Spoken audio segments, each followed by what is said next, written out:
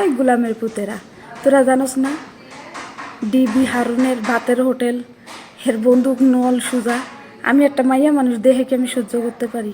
তোরা কিল্লা এই সমস্ত ভিডিও আমার মেসেঞ্জারে বইরে দিছস, গোলামের পুতেরা।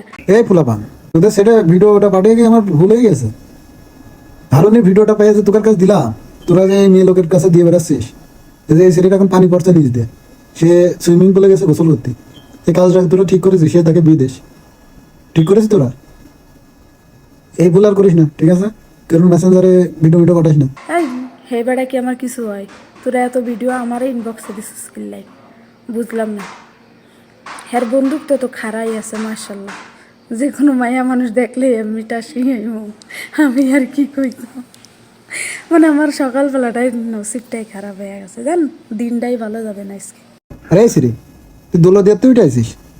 হ্যাঁ, দৌলদিয়ার মেয়ে লোকেও তো এরকম ক্যামেরার সামনে এসে এইসব কথা বলে না। সহ্য করতে পারছে না, এই করতে পারছি না। বাজার ঘাট তো করতে যাস, ওই যাইসান রাস্তা দিয়ে বেটা পোলাপান আছে না, কি বেলে দিয়ে না কি বলে, আরব কান্ট্রির বেলে দিয়ে কাজ করে না। পোলাপান কমে যে 50 টাকা রুমে আয়, গোমাতে যাইস ক্যামেরার সামনে এসে আর ভারী বাল ছিঁড়ে দিস, তাই না? কথাবার্তা ক্যামেরার সামনে এসে ভালো করে কইস, ঠিক আছে? সৌদি আরব থাকিস, সুন্দরভাবে কথা কইস। হেজাব মেজাব মাইরে এসে কথা বলিস।